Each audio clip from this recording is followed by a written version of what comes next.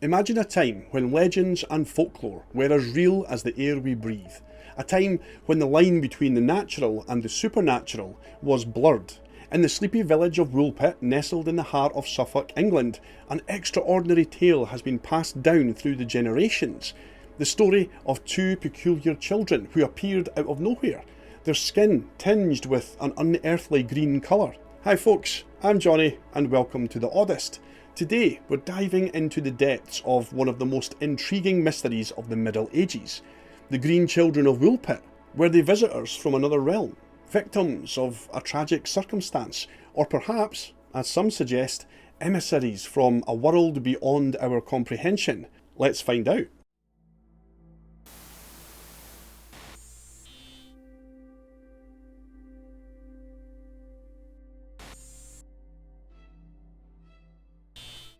The Green Children's arrival was said to have occurred sometime during the tumultuous reign of King Stephen of England, somewhere between 1135 and 1154 AD. This period, known as the Anarchy, was marked by a civil war over the throne between Stephen and his cousin the Empress Matilda. Woolpit, the small village where the children mysteriously appeared, was a modest settlement in rural Suffolk. At that time, it was part of the estates owned by the wealthy de Calne family.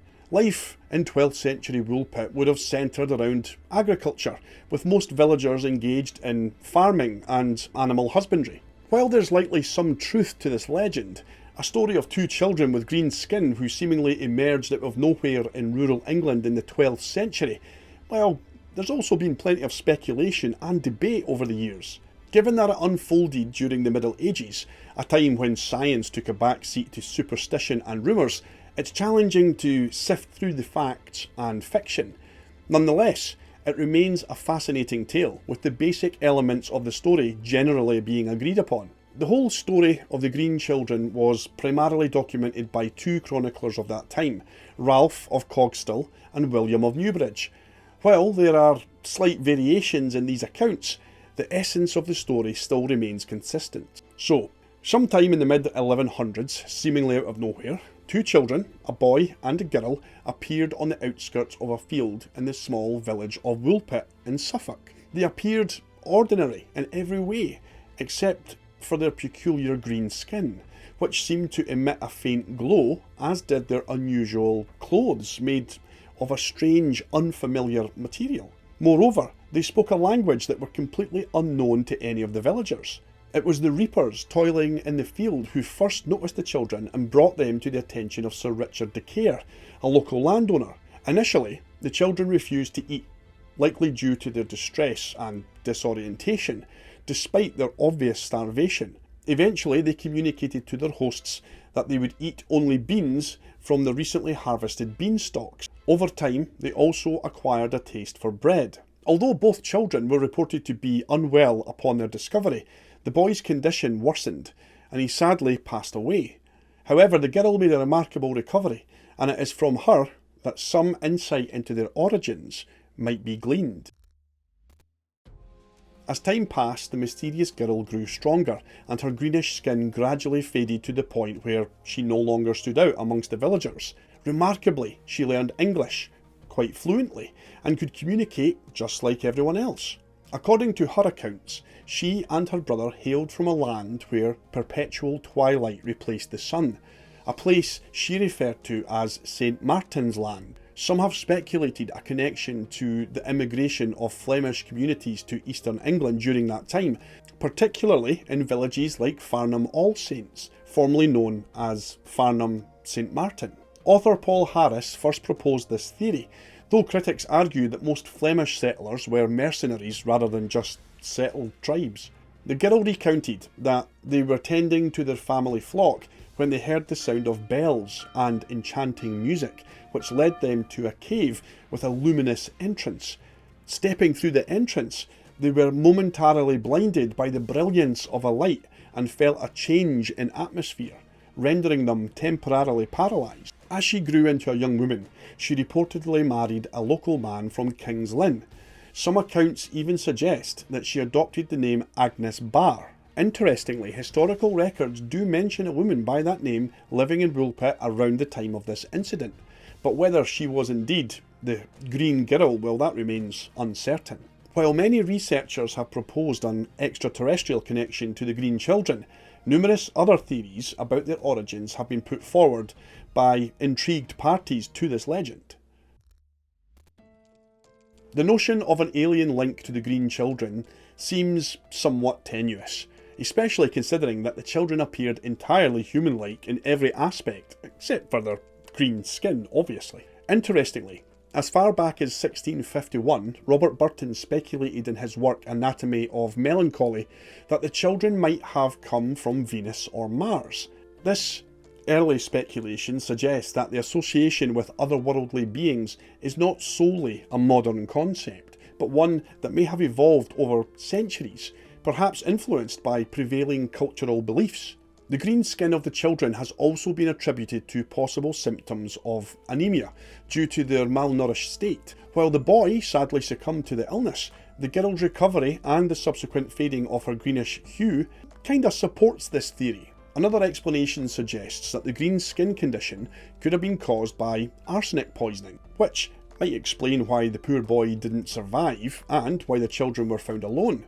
Was their presence there a result of intentional poisoning and then abandonment? Interestingly though, local folklore in that area recounts a similar tale of two young heirs who were poisoned and abandoned in Wayland Wood, possibly by their malevolent caretakers aiming to seize their estate. Wayland Wood lies in close proximity to Woolpit, adding an intriguing layer to the speculation surrounding the Green Children's mysterious origins. Could it be then that the Green Children were part of a race inhabiting the inner earth? The wee girl's description of entering a cavern entrance where they were blinded by bright light and affected by changes in atmosphere and air pressure, well, that aligns with legends of subterranean beings occasionally venturing to the surface in many cultures.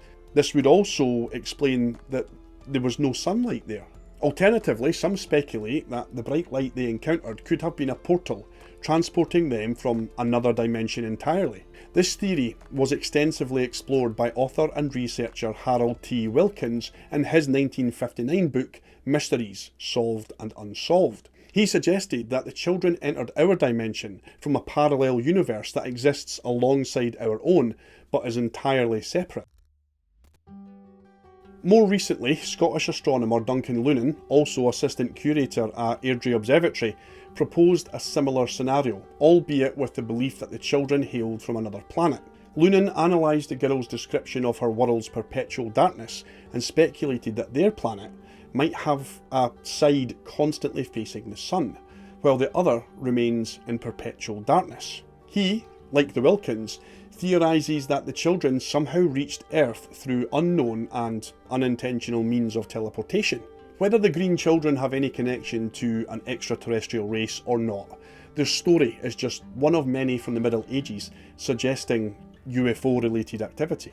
On New Year's Day in 1254, several monks in St Albans in Hertfordshire in England claimed to have witnessed a large ship of a marvellous colour hovering silently in the sky above them. This event was documented by Matthew of Paris, who reported that the ship remained stationary for some time before slowly ascending into the sky and disappearing from sight. A similar account was recorded in 1290 at Byland Abbey in Yorkshire, where multiple witnesses observed a round silver disc moving swiftly through the sky. However, one of the most peculiar tales comes from a place called Clora in Ireland in 1211. According to the King's Mirror, a 13th century text, a ship seemingly descended from the clouds above in broad daylight, in full view of the village's church congregation. An anchor dropped from the sky, attached to a rope leading up to the hull of the ship. The anchor then dragged along the church grounds before becoming entangled on the church's arch. As the crowd watched in awe, a figure emerged from the ship and descended the rope as if it was swimming through the air. Upon noticing the crowd below, this mysterious figure appeared to panic and swiftly cut the rope, retracting back into the ship as it sailed away into the clouds.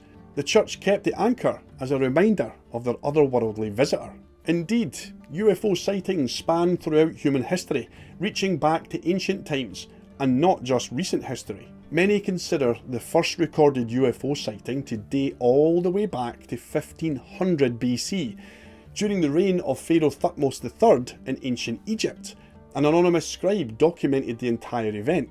Legend has it that as the circles of fire ascended and headed south, fishes and birds fell from the sky, a phenomenon often associated with such sightings.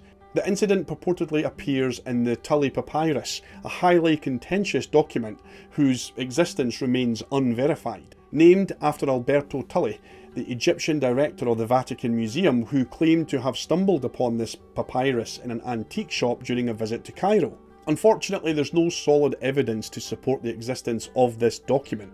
Tully supposedly found the price of the document too steep to buy at that point, so he settled for making a copy of it. However, he allegedly replaced the original script with more up-to-date hieroglyphics for ease of translation. While the true origins of the Green Children remain shrouded in mystery, their legends left an indelible mark on the village of Woolpit. To this very day, a sign proudly stands in the village commemorating their inexplicable arrival and serving as a reminder of this bizarre chapter in local history. Beyond Woolpit, this tale has captured the imaginations of researchers, writers and enthusiasts for centuries. From the early chroniclers who first documented these events to modern authors and investigators, the Green Children have inspired countless theories and speculations. Some view the entire story as a fascinating glimpse into the power of medieval folklore and superstition. Others see it as a tantalising clue to the existence of parallel universes, interdimensional travel, or even extraterrestrial visitations in our ancient past. Regardless of anybody's beliefs, the enduring allure of the Green Children lies in their ability to challenge our perceptions of reality and ignite our sense of wonder around the world. Their story reminds us that even in an age of scientific enlightenment, there are still mysteries that defy easy explanation. Enigmas that may forever elude our understanding, yet continue to captivate all of our curiosity. That's it for another video, folks. Thank you ever so much for taking the time to watch my stuff. Leave me a wee comment below and tell me what you think of the Green Children of Woolpit. In the meantime though, stay safe, tell someone that you love them, and remember, above all else, keep smiling.